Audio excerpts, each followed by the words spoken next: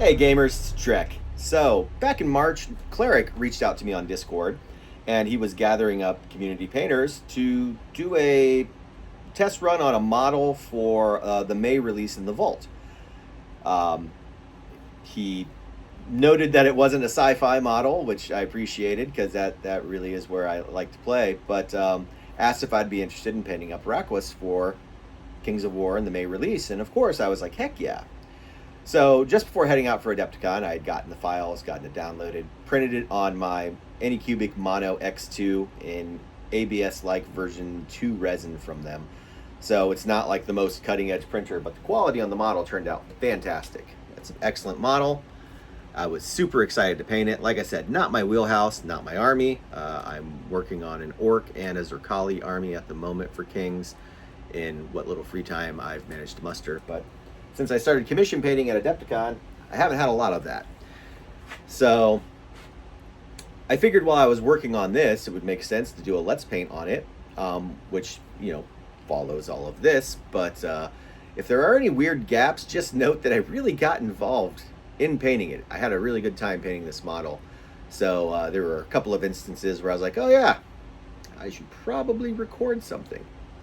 But what follows is the full Let's Paint for Rakwas. You know what? I don't know how to say his name, but if you can phonetically spell it for me in the comments, I'd appreciate you. Otherwise, hope you enjoy. Hey, I tried to warn you in the talking head section there that I missed stuff, and I missed the very beginnings, right? So printed in black ABS like resin. I started off with everything. I did base assembly, but I decided really early that I was going to paint in sub assembly because there was a lot going on here, and I wanted to give it the best I got. So the rock base, the fire drake, and Rakwas are all separate. I basically blue tacked them together to prime them, which I did a black prime followed by a white zenithal, just to kind of get my light and angles where I wanted everything. And then the rock, which you can see is pretty much painted here, received a dark neutral gray base and then just some buildups of like petroleum brown, drab earth, neutral gray, just to kind of give it a rocky appearance. And then brown wash, dry brush. I mean, nothing really fancy there, which is partially why it's not covered. I mean, it's basing and terrain, so there's not a lot to go on there. There was some texture paste that I used around the base of it just to kind of blend it out into its flat base, and then added some tufts later on just to give it a little pop of color and life. But with the Fire Drake and Rakwas, I started with Pro Black Red as my base tone. So it's a really dark blackish red. Follow that with a highlight of burnt red, and then finally a zenithal again of bold pyrrole red to establish all of my red tones on the models. For the spines on the Fire Drake, I went with satin black. I usually don't use black straight as a color on a lot of models, but this just seemed to make sense. I coated all of the spines in this black, and then I actually did a workup of a purple gray to do the edge highlighting on it to try to keep it black. I didn't want to do like a lot of fading on it. I just wanted to stay like stark.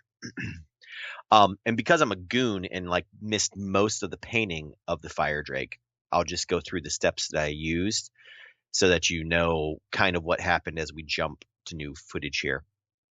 After the spines were done and the initial highlight was laid down because it was pretty bright, I did a black wash over the entirety of the Fire Drake, and this filled in nicely between the scales and really, brought some depth to the model. After that was dry, I did an edge highlight along all of those scales of bold pyrrole red to really make it pop out. I wanted his scales to really individually just show off. And a little time consuming, but I mean, if you've been working on trying to do edge highlighting, this is a great model to start on because you'll get some practice as you go through the process.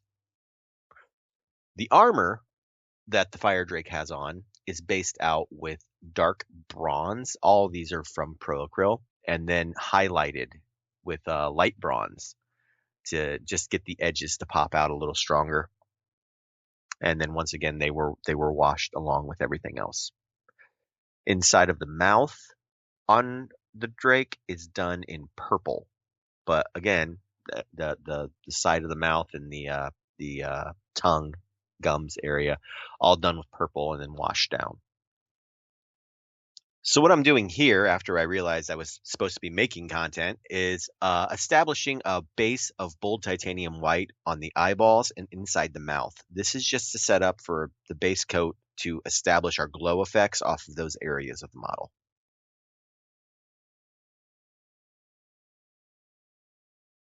Next, I'm going to use the airbrush to put just a puff of white ink over the eyes and the inside of the mouth. This is just to be the overspill for the light of the glow effect from those areas.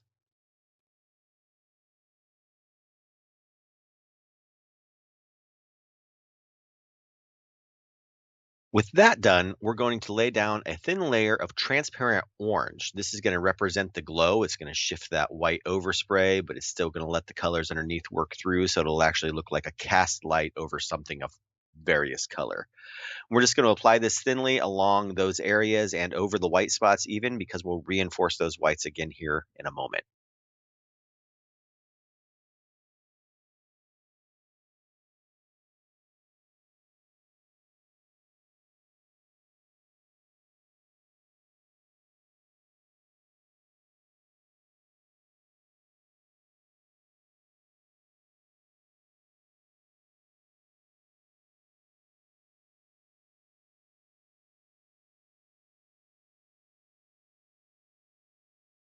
Now we're back right into the center of those areas to hit them again with another coat of bold titanium white.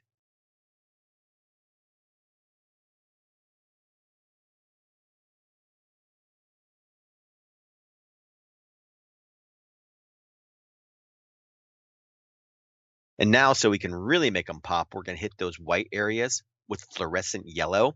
The fluorescent paints tend to be a little thinner, so you don't have to do a whole lot or worry a whole lot about shifting the other colors around. Just get over your white, and if you overspill into your orange a little bit, it won't make a difference.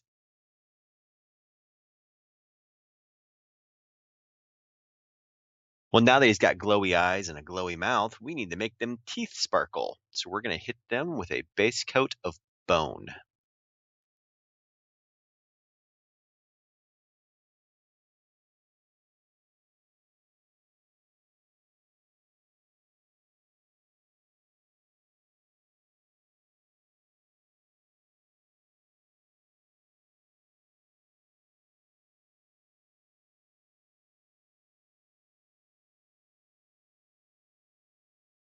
And we'll bring those pearly whites down a little bit with a brown wash afterwards.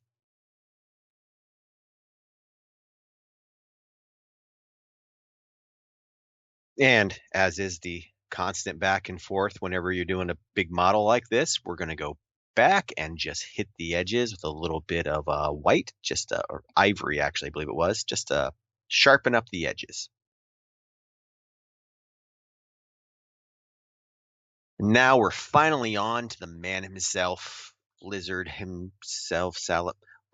We're on to the main dude, kind of, because first we're going to paint those dragon spines on under the saddle that he's standing on so that they match the rest of the dragon. So satin black.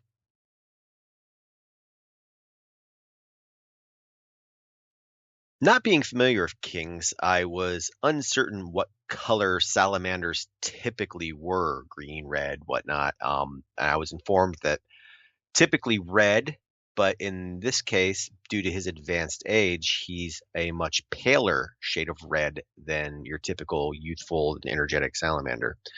So to establish this, I took a thin down coat of red gray to establish a base coat over what I already had.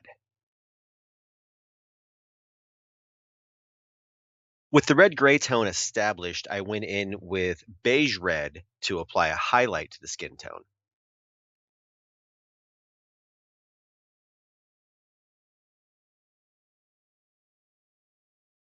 With a new base for my skin tone established, I then went in with transparent red to shift the color back into more of a red tone for the model overall. Now look, we're back to the Drek forgot how to take video section of the tutorial. So clearly I missed something here, and that was recording the fact that I painted all of his armor dark bronze. Um, but you can see that. So sorry about that. Again, like I was getting into working on this guy.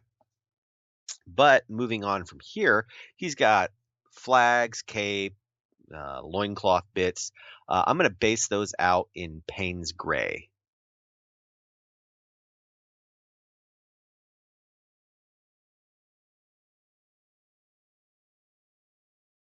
Quickly, we'll just base out the handle of the sword on his hip with a little bit of bold pyrrole red. Old boy's here sporting a lot of wood, so we're going to base it all out with some mahogany.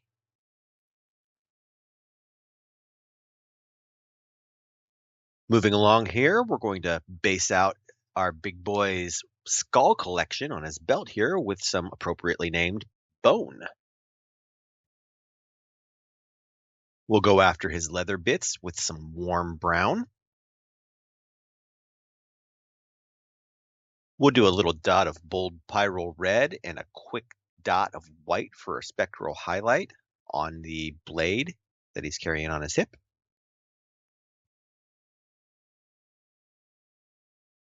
Now it's time to get to work on some metallics. We'll base coat all of the blades as well as the braziers on his back and hanging off of the drake with steel.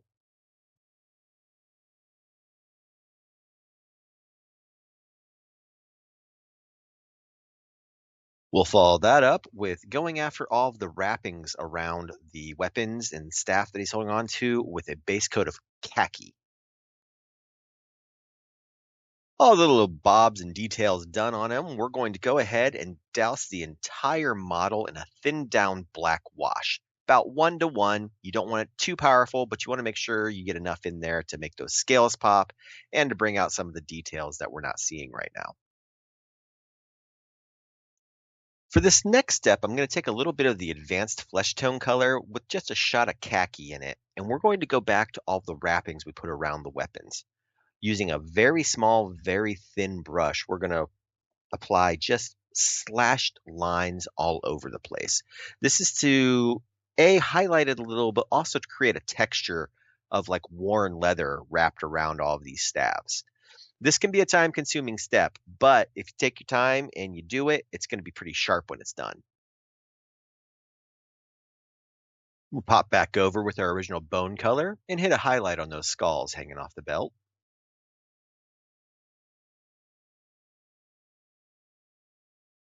From there, we'll use our purple gray mix that we did for the Drake's spines just to hit the extra spines that are under his saddle.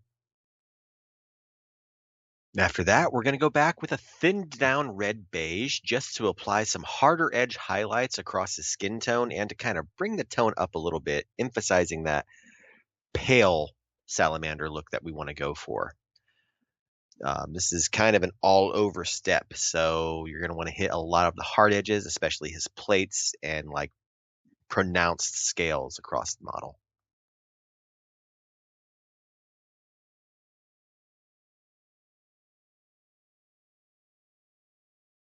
Once all those highlights are in place, we're going to go back with a very thinned down transparent red just to hue shift it back into the red that we want the skin to read as, just a pale version of it. So probably 1 or even 2 drops of water to drop of paint. You really want to thin this down a bit because you don't want it to overpower. While we're up here, we'll go ahead and hit his thorn crown with a little bit of the same highlight that we used on the drake spines across its body, the purple gray. And after getting those spinities, nails, and claws taken care of, we're going to come back with just a little bit of khaki to do some edge highlights along the wrappings on the stabs. This is a healthy old salamander, and it would be a shame if his drake had better teeth than he does. So we're going to come back and hit his maw there with some bone and give him some pearly-ish whites. Ish is Well, we're getting close to wrapping this guy up now. So I'm using transparent yellow to paint over the flames erupting out of the braziers. This is going to let the zenithal that we sprayed down earlier do a lot of the heavy lifting for us on this fire.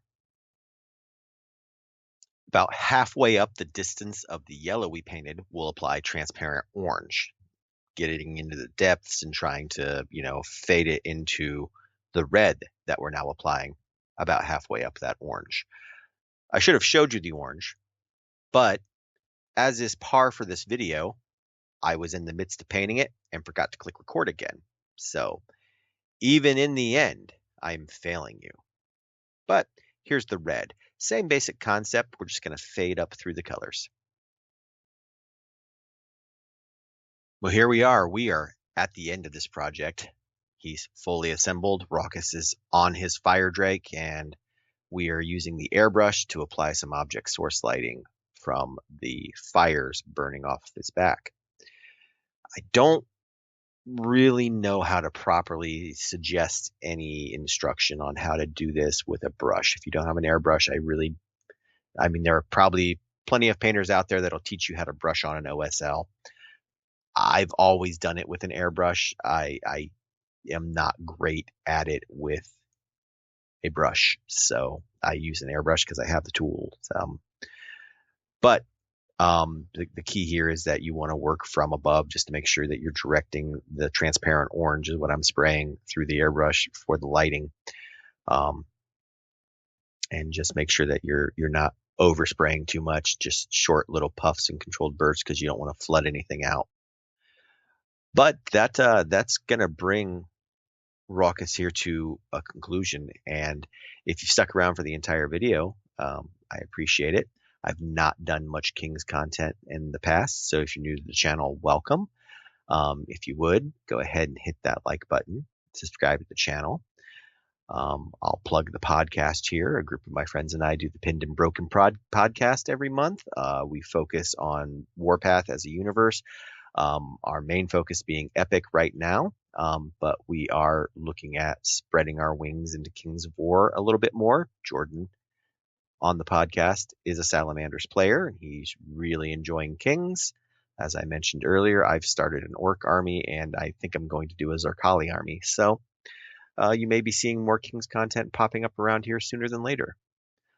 Otherwise, thanks for taking the time to join me and watching the video all the way through to the end. And of course, here are a slew of photos so you can see the product finished and ready to go.